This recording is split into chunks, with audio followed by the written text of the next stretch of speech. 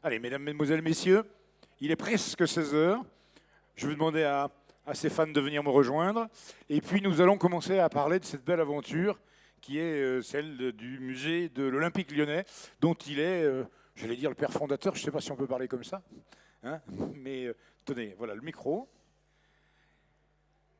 Une belle aventure que vous allez nous raconter, Stéphane. Oui, une aventure particulière. Le musée aujourd'hui, c'est une image, une image sensible, on va dire, qui n'est pas toujours une image associée au sport, ou en tout cas plutôt à de la contemplation sans émotion réelle. Nous, on a créé avec une petite équipe, puisque j'avais 2 jeunes collaborateurs avec moi, un établissement sur 2 étages de 1300 mètres carrés, totalement inédit et très différent de ce qui se fait habituellement. Très différent déjà parce que moi je viens ni du monde muséal ni du monde du sport, puisque je gérais des sociétés dans les télécommunications. Et que j'étais par ailleurs, pour le loisir, historien officieux de l'Olympique lyonnais. Donc vous connaissez bien l'histoire, vous connaissez bien l'institution. Ouais, alors c'est un terme important. Une petite histoire, une petite anecdote là-dessus, c'est que quand je suis arrivé sur le projet, en fait je suis arrivé sur le projet parce que j'écrivais des histoires sur les réseaux sociaux, notamment sur le réseau Twitter, et un jour le président a vu ce que j'écrivais, le président Jean-Michel Aulas, et m'a envoyé un message privé en me disant: qui êtes-vous? Envoyez-moi votre CV. Et moi, j'étais à Paris dans les télécoms et j'ai répondu, la première fois que j'ai adressé la parole de ma vie, je lui ai dit: bonjour Monsieur le Président, pouvez-vous me donner votre adresse mail? Voilà. Et donc, je suis arrivé de cette manière-là à l'Olympique lyonnais quelques mois après, du jour au lendemain. Et je me souviens avoir dit: si vous cherchez à faire un musée sur les 7 titres de champion, je ne serai pas la bonne personne. Ce qui va m'intéresser, c'est de parler de tout le monde et d'estimer que chaque personne doit avoir exactement la même place. Maintenant, si on parle de place, mettez-vous à la mienne. Je me retrouve face à lui dans un bureau. Je viens d'arriver et j'explique ma philosophie en disant: nous avions 524 joueurs qui avaient disputé au moins 1 minute en match officiel dans le club.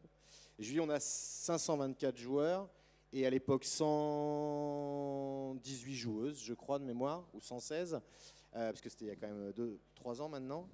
Je veux que chacune et chacun ait exactement la même place dans le musée. Ce à quoi il m'a répondu immédiatement: c'est une évidence. Je dis: vous savez, on a eu 26 coachs, je souhaite que chaque coach ait exactement le même espace dans le musée. Et il m'a regardé droit dans les yeux, avec 1 seconde de plus, et il m'a dit: ce ne sera pas un problème. Et là, ça faisait quelques semaines que j'étais arrivé, même pas, et je lui dis: Monsieur le Président, vous êtes le 8e président, vous avez tout gagné, sauf la Coupe d'Europe chez les garçons. Et je veux qu'on pousse la philosophie jusqu'au bout. Je veux que vous ayez le même espace qu'un président qui restait qu'une seule année comme président dans notre club. Et là, il y a eu 2 secondes de plus. Je me suis dit: ok, c'est fini. Et en fait, il m'a regardé, il m'a dit: ce n'est pas mon musée à moi, c'est le musée de l'institution. À partir du moment où vous avez ce terme-là, qui ne doit pas être galvaudé, vous savez que vous allez faire un projet et que ce projet va être porté par des valeurs fortes. Ces valeurs fortes qui en France font parfois sourire, mais qui permettent de placer très haut justement un club, ou en tout cas plus qu'un club, tout ce qui fait vivre ce club-là. Alors, il se trouve que je suis assez proche de l'Institut Lumière et que j'ai vu il y a quelques mois des photos de la belle époque, Lacombe, Chiesa, hein, et ces photos-là ont été prêtées, je crois, par votre musée. On y a participé, c'était aussi avec le journal L'Équipe. Voilà. Dans ce que vous Voilà. dites, moi, il y a quelque chose qui m'intéresse beaucoup. Il y a un adjectif que je trouve majeur, c'est l'adjectif « la belle époque ». En fait, quand on a fait le musée de l'Olympique lyonnais, on est parti d'un constat, et ce constat, c'est devenu un adage populaire qui est « Ah, c'était mieux avant ». Et finalement, derrière la belle époque, il y a ce côté « c'était mieux avant ».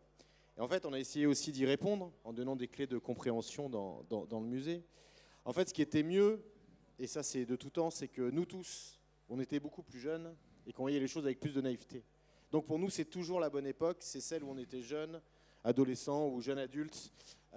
Et en réalité, on s'est aperçu que, on le dévoile dans le musée à travers quelques documents, qu'en fait les préoccupations d'aujourd'hui, en 2019, je vais parler du football, étaient les mêmes en 56 ou en 58. on a un document ou un ancien joueur. Donc tous les documents dans le musée sont authentiques. C'est quelque chose qui est majeur. Et on a un document qui montre un joueur se défendre auprès de la commission de discipline et dire, voilà, j'ai eu un avertissement auprès de l'arbitre pour avoir dit qu'en sifflant un faux penalty, il gâchait notre carrière et il nous faisait perdre de l'argent. Aujourd'hui, quand vous interrogez tous les joueurs des années 50 et 60, ils vous disent on gagnait des queues de cerises. Certes, mais en 56, l'attaquant vedette du club se plaignait déjà d'une erreur d'arbitrage qui lui faisait perdre de l'argent.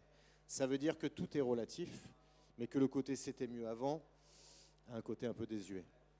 Alors cette belle époque, elle est liée, je pense, dans l'esprit supporter à ces trois garçons là qui flambaient, hein, dans le bon sens du terme, hein, qui étaient la tête de pont de l'attaque lyonnaise et où le tout Lyon venait voir jouer Dinalo, Chiesa, Lacombe. Je pense que ça correspond aussi à un autre travail qu'on a fait pour le musée. C'est un travail de recherche sur qu'est-ce qu'une identité, qu'est-ce qu'un ADN, qu'est-ce qu'un club, qu'est-ce qu'une façon de jouer, sans trop dévoiler de secrets, mais aujourd'hui on travaille beaucoup sur ces dimensions-là, y compris au niveau de la formation, pour définir finalement quelle est la manière de jouer d'un club. C'est pas uniquement par provocation que je dis ça en réunion, mais moi je suis très supporter de l'OL. Voilà, je suis né dans les tribunes de ce stade et les plus belles rencontres, je ne vais pas dire les plus belles, mais de belles rencontres amicales ont été faites grâce aux tribunes, parce que le sport permet des rencontres totalement inattendues avec des personnes qui viennent de milieux totalement différents. Et je dis toujours que si demain, moi en tant que supporter, on me raconte la même histoire que celle qu'on raconte à Madrid ou à Barcelone, vous ne l'enregistrez pas, hein, mais moi je vais supporter le club qui va gagner. Oui. Parce que si la même histoire elle est racontée en Espagne, en Angleterre, en Italie, en France, et que c'est l'Espagne qui gagne la Ligue des Champions, je vais supporter celui qui gagne. Donc en fait c'est extrêmement important de faire quelque chose qui existe finalement assez peu dans le sport français, notamment dans le foot, mais pas simplement, c'est de faire des recherches et de faire du storytelling. Je crois qu'on a un vrai déficit. Alors, je ne vais pas parler que de foot. On est ici dans un stade qui aujourd'hui est occupé par le Loup et je sais que vous êtes très proche de cette équipe. Et je vais vous donner une petite anecdote sur le Loup qui montre aussi tout le storytelling qu'on peut faire. En fait, le musée de l'OL, c'est raconter des histoires et raconter des histoires d'hommes et de femmes. Et en fait, c'est une constellation de petites histoires qui, à un moment donné, font la grande. L'année dernière, parce qu'il y a un des deux joueurs du Loup qui est parti cette année, mais l'année dernière, il y avait deux joueurs sud-africains, enfin il y en avait plusieurs, mais qui évoluaient au Loup. Il y avait un joueur qui s'appelle Oosthuizen et l'autre qui s'appelle Dejan Fourie. Alors voilà. Dejan est à Grenoble maintenant. Voilà, tout à fait. Voilà. Donc ça, il n'y en a plus qu'un aujourd'hui. Ouais, Oosthuizen est toujours là. Absolument. Et en fait, moi je suis avant tout fan de sport. Donc l'OL est au-dessus du sport pour moi, mais je suis avant tout fan de sport et fan de ma région, fan de ma ville. Et donc, je m'intéresse quand même au sport, aux autres sports que le foot. Et il se trouve que l'Afrique du Sud, en novembre, je crois, 1974, est venue disputer un match amical contre une sélection régionale française. Donc, en fait, ce match, il ne compte pas comme une vraie sélection pour les Sudaf. C'est du temps de l'apartheid. Mais c'est une tournée particulière, voilà. Et l'Afrique du Sud a inscrit 2 essais. Et ces 2 essais, ils ont été inscrits par une personne qui s'appelle Oosthuizen et l'autre personne qui s'appelle Fourie. Je peux vous garantir que, pas vous le garantir, mais je peux vous donner mon sentiment, si quand ces joueurs sont arrivés au club, alors peut-être que c'est l'équivalent de Dupont et Martin en France, mais si ces joueurs, quand ils arrivent au club, on est capable de leur donner cette information et de raconter aux supporters cette histoire qui part d'un nom mais qui pourrait partir d'une date, je trouve que c'est comme ça qu'on arrive à créer peut-être une identité, une notion de transmission, une notion d'héritage. Je trouve que ça a une pertinence. Vous êtes en train de nous parler d'un parcours expérientiel, c'est ça, hein, qu'on fait dans ce musée quand on y va. On n'y va pas pour voir les posters des meilleurs joueurs, ils y sont sûrement, je présume, mais il y a autre chose. Il y a une démarche de fond derrière cette... Je suis un peu marginal et il y a des étudiants. Alors, je sais qu'aujourd'hui, aux étudiants, on leur apprend la notion d'expérience. Moi, je ne l'aime pas du tout. Donc, je vais plutôt parler d'aventure. En fait, c'est surtout l'intérêt, c'est de proposer différents axes de visite à des visiteurs. C'est-à-dire que vous avez des gens qui vont être dans la contemplation, donc ils ont besoin de voir des objets, et ces objets racontent une histoire. Il y a des générations qui ne fonctionnent qu'à la vidéo, Donc au musée de l'Olympique Lyonnais, on a créé des vidéos, on a créé peut-être le plus grand film qui a jamais été fait sur le club. Il y a 3h30 de témoignages. Quand vous les regardez côte à côte et de bout en bout, vous avez l'histoire du club. Et puis il y a des personnes qui fonctionnent plus à la dimension artistique, parce qu'on reste un musée. Donc on a eu un travail notamment sur l'impression et la double impression, sans vouloir trop divulguer de choses, mais en gros, en fonction de là où vous serez dans chaque pièce, vous ne verrez jamais la même chose sur les murs. Il y a des choses qui vont apparaître. Et puis il y a des personnes qui sont très attachées à l'aventure justement interactive, et donc dans chaque espace, vous avez de l'interactif. Je sais qu'on est sur un salon qui parle de la techno. Nous, on a monté ce musée autour de 2 dimensions majeures, qui sont la dimension humaine et la dimension émotionnelle. Et la technologie, elle devait être là en tant qu'outil et non pas en tant que finalité. Donc on a utilisé, oui, des technos qui parfois n'avaient jamais été utilisés dans un musée. On a par exemple créé, on avait très envie de se retrouver à la mi-temps d'un match de l'Olympique Lyonnais. On a travaillé avec un artiste génial qui nous fait pénétrer dans le vestiaire du club à la mi-temps d'un match imaginaire et qui a convoqué des fantômes qui ont été tournés en hologramme. Donc ils sont en face de vous, à côté de vous, et vous participez à la causerie. Il n'y a que la technologie qui permet de le faire. Absolument. Mais ce qui est majeur, c'est pas que la technologie le permette, c'est quand on en sort, qu'on ait vu de l'hologramme, du 7K, de la 4D ou de la simple projection, c'est même plus le sujet.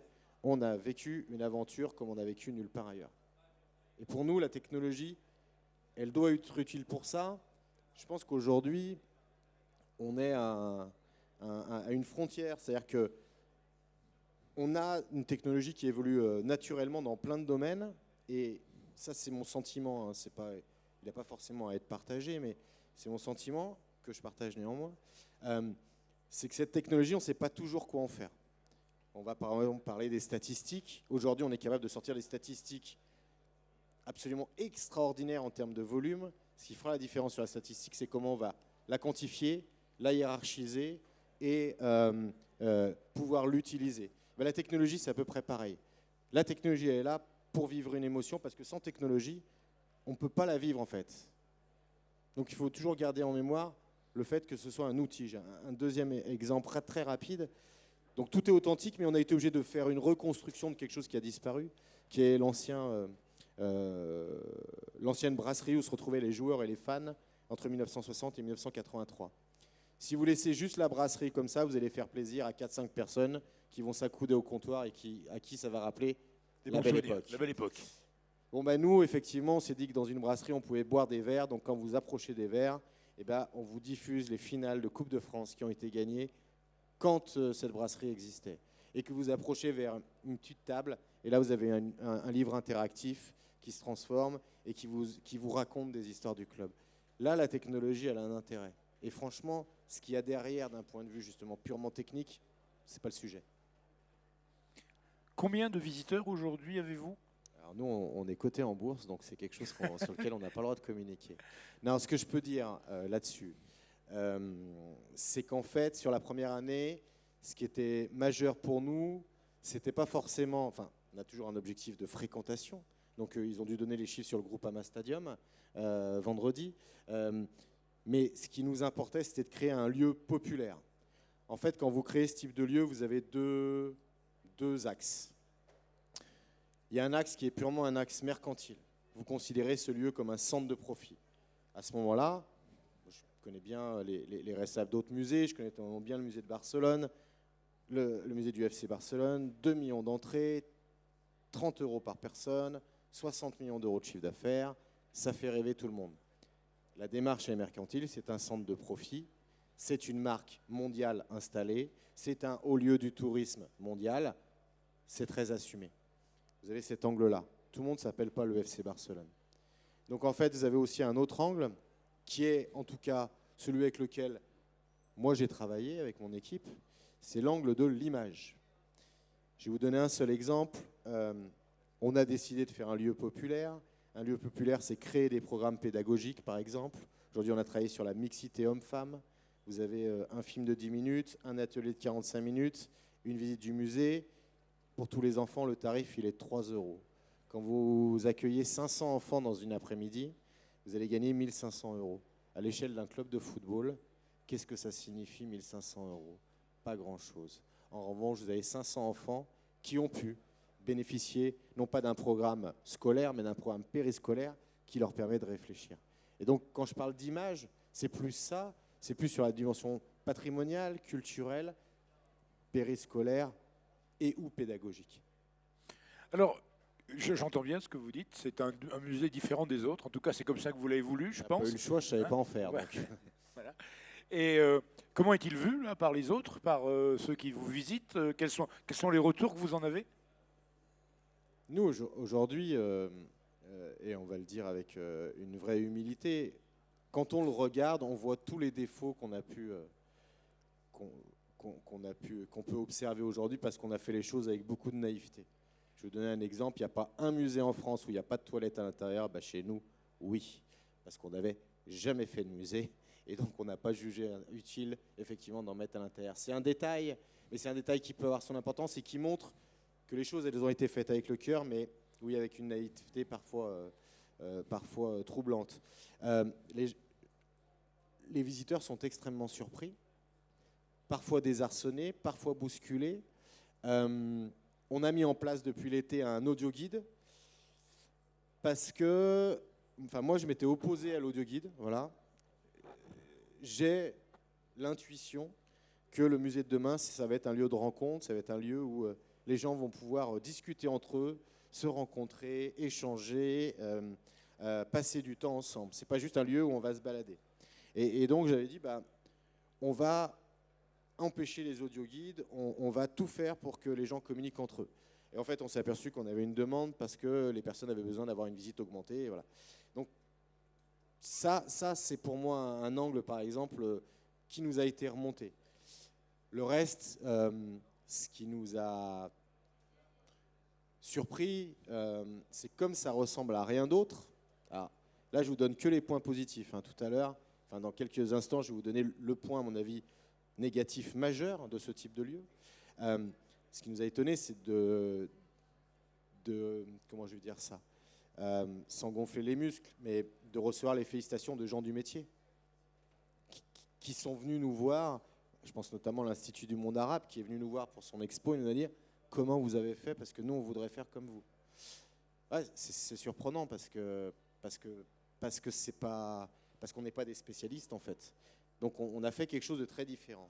Et donc la contrepartie de créer un lieu comme ça, c'est que c'est extrêmement difficile de communiquer sur ce lieu. En fait, c'est très difficile de communiquer sur quelque chose qui n'a pas existé avant ou qui n'existe pas comme tel ailleurs. Il n'y a pas de comparaison. Donc en fait, on ne peut même pas s'appuyer sur ce qu'ont fait les autres ou comment ils parlent de leur lieu. C'est-à-dire que la plupart des commentaires que vous voyez sur Internet, quasiment personne parle de musée. Les gens ils disent on a vécu une aventure incroyable, on a vécu un voyage pendant 70 ans dans le club.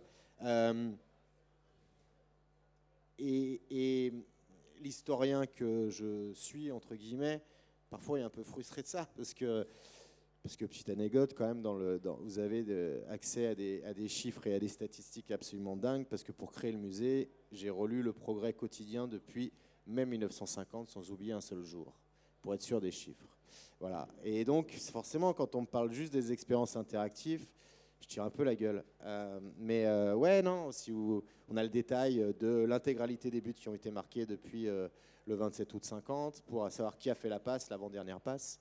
Et donc, c'est un vrai musée, mais aujourd'hui, si vous le présentez comme un vrai musée, en fait, ça ne va pas faire rêver les gens. Parce que souvent, dans les vrais musées sur le sport, on est sur 4 maillots, 5 trophées et une paire de chaussures. Bon, alors rassurez-moi, on les trouve bien sûr, les trophées, les maillots, les paires de chaussures, mais j'ai bien compris que la démarche était quand même beaucoup plus globale. Oui, on les trouve mais on les trouve pas en termes de contemplation, on les trouve parce que ce qui est important, c'est quand une paire de chaussures elle raconte une histoire. Ce qui est important, c'est quand un document il raconte une histoire. Ce qui est important, c'est quand un maillot, il y a quelque chose qui est associé à ce maillot. Gagner, je ne sais pas comment dire, forcément quand on fait de la compétition ou du haut niveau, on veut gagner. Mais je rencontre plein de clubs, il y a plein de clubs de Ligue 1, de Ligue 2 même, qui viennent nous voir et certains en prévenant, d'autres non, et qui nous disent, voilà, mais nous, on voudrait bien faire quelque chose, mais on n'a jamais rien gagné. Mais en fait, vous ne faites pas un musée où vous n'exposez pas les choses parce que vous avez gagné. Vous exposez les choses parce que vous avez des histoires à raconter. Parce qu'il y a des gens qui sont passés. Parce qu'il y a des femmes, parce qu'il y a des hommes, parce qu'il y a des enfants. C'est ça qui est important. Donc si vous voulez, oui, on va les trouver, les trophées. Mais pour être tout à fait honnête, l'endroit où je me suis le moins éclaté dans le musée, c'est pour créer la salle des trophées. Alors évidemment, vous en avez plein, surtout avec les filles. Elles gagnent tout. Bien sûr. Mais il suffit, une fois que vous avez le trophée, vous notez la date. Il n'y a pas grand-chose à raconter derrière. En revanche, d'un document, là, il y a des histoires à raconter. Un point marrant, par exemple, sur un document authentique. Aujourd'hui, à date, on a 535 joueurs qui ont disputé au moins 1 minute en match officiel depuis 1950. Bon, ben, on a les 535 licences qui sont affichées. Ça a de la valeur. Voilà. Ce sont des histoires d'hommes et de femmes. Ce sont des histoires d'hommes. Tout à fait. Vous nous avez donné envie, en tout cas, d'aller d'aller visiter ce musée. Ouvert tous les jours? Peut-être pas. Non. Ouais, pour tout ce qui est pratique, je ne suis pas le spécialiste. Non, mais en fait, on est ouvert quand même mercredi, vendredi, samedi, dimanche. Pour répondre à une question antérieure, quels sont les retours? Il y a une chose qui nous a extrêmement surprise. On s'est aperçu après l'avoir ouvert, les gens nous ont dit, mais comment vous avez travaillé pour que les gens reviennent? Et nous, encore une fois, quand on n'a jamais fait ce type de lieu, ce n'est pas du tout les questions qu'on a. C'est pour ça la question de dire, est-ce que les gens vont revenir? Et en fait, les gens sont revenus automatiquement à cause de la masse d'informations qu'il y a. Donc, pour répondre à une question éventuellement ultérieure qui est combien de temps il faut? Franchement, plusieurs jours. Mais je suis sérieux quand je dis ça. C'est-à-dire que passer plus de 2 heures dans un musée, c'est extrêmement épuisant. Ça n'a plus d'intérêt. C'est-à-dire qu'il y a une histoire très dense depuis août 1950. Donc effectivement, on ne pourra pas en 2 heures faire le tour. Et puis la petite astuce, c'est qu'un musée est souvent synonyme du passé, parfois du présent. À nous, ce qui nous a fait rire, c'était de travailler sur le futur. Donc il y a une petite chose qu'on peut raconter aujourd'hui. En fait, quand vous construisez un musée, il faut penser à demain. Et je vais donner un exemple, pour parler de la salle des trophées. Quand vous faites une salle de trophées, c'est forcément sur mesure. En fait, vous n'avez aucune garantie sur les prochains trophées que vous avez. Mais si vous laissez de la place et que pendant 10 ou 15 ans, vous ne gagnez rien, vous passez pour un cancre. Et si vous ne laissez pas de place, bah là, ça vous coûte un bras de tout refaire. Donc voilà, c'est des exemples pratiques qui montrent aussi qu'on est obligé de travailler sur le passé, d'anticiper. Et donc pour anticiper sur les éventuels trophées futurs, eh ben nous, il a fallu aussi qu'on travaille sur le futur immédiat, comment on le prépare. Et c'est à travers ces choses-là qu'on permet un renouvellement quand même permanent. Merci d'avoir partagé cette expérience. Des questions à Dominique? Envie d'aller voir le musée? Oui. Top. Non, gardez-le. Non, j'en ai pas d'autres. Non, tenez, prenez celui-ci. Pardon. Hop. Bonjour.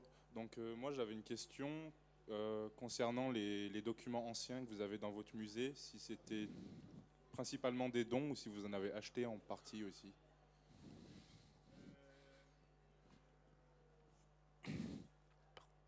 Alors, je pense qu'on a probablement le musée de sport dont la collection a coûté le moins cher au monde. Puisque je peux sortir les factures, la collection a coûté 120 €. Moi, j'avais besoin d'un objet aux enchères qui m'intéressait moi, et donc j'ai acheté pour 120 € un programme et un billet. Mais une fois qu'on a dit ça, il ne faut pas perdre de vue 2 choses. Il n'y a pas de culture patrimoniale dans le sport français, majoritairement.